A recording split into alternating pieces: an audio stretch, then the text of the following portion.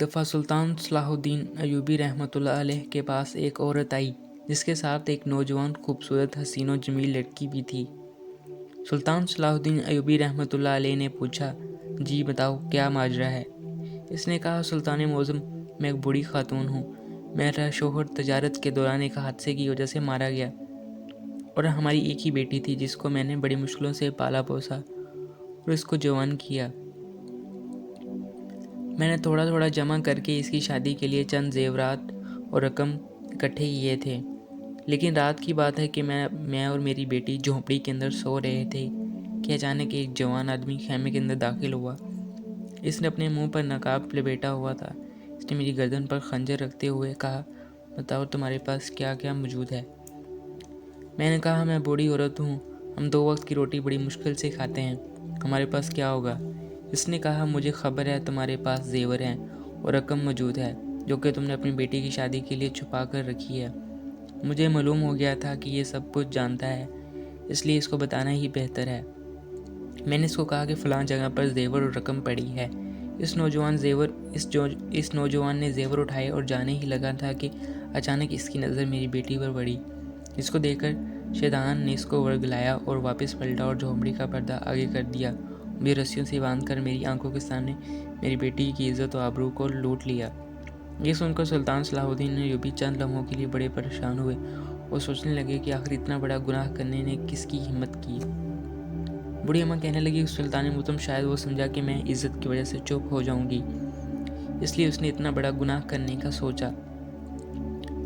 سلطان نے اس بوڑھی عورت سے کہا کہ جاؤ، جب ڈاکو کمرے کے اندر داخل ہوا تھا اس وقت دیا چل رہا تھا؟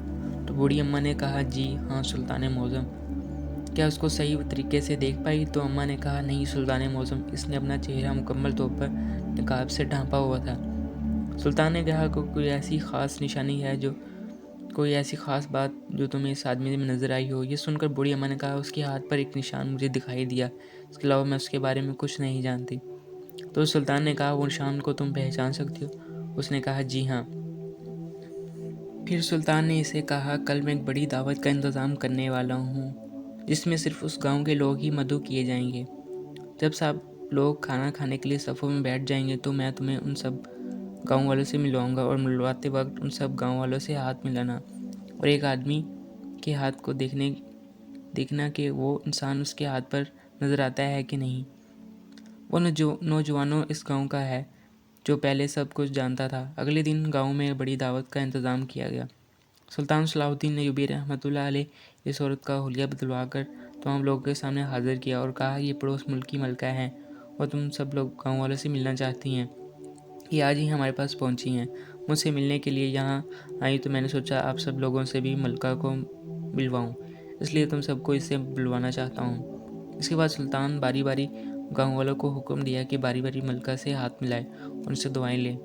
سلطان کے حکم پر تمام لوگ آہستہ آہستہ باری باری اس عورت سے ملنے آئے۔ یہ سارا منظر سلطان دیکھ رہا تھا۔ آدھے سے زیادہ گاؤں والے ہاتھ ملا چکے تھے لیکن ابھی تک وہ نوجوان دکھائی نہیں دیا۔ تھوڑی دیر بعد گزری کہ بوڑھی اماں نے ایک آدمی کو تھپڑ مارا اور کہا، سلطان معظم یہی میرا مجرم ہے اور اس کے ہاتھ میں بالکل وہی نشان ہے۔ اسی بعد سلطان صلاح الدین ایوبی رحمۃ اللہ علیہ نے اس نوجوان سے تفصیل پوچھی اور کہا، بتاؤ نوجوان، تم نے یہ کیوں کیا؟ اس نے کہا، ایک دن جھونپڑی کے پاس سے میں گزر رہا تھا تو یہ اپنی بیٹے سے ان زیورات کے بارے میں بات کر رہی تھی، اس لیے میں نے رات کو آ کر بوڑھی اماں کے گھر چوری کی، لیکن جیسے ہی پلٹنے لگا تو پھر میرے خیال آیا جب ایک گناہ کر ہی لیا تو پھر دوسرا گناہ کرنے میں کیا فرق ہے، اس لیے میں واپس مڑا اور اس نوجوان حسین و جمیل لڑکی کے ساتھ زنا کر کے واپس چلا گیا۔ اس کے بعد سلطان نے اس کے سب کے سامنے اس کا سر قلم کر دیا اور نشان عبرت بنا دیا۔ روشن وائس۔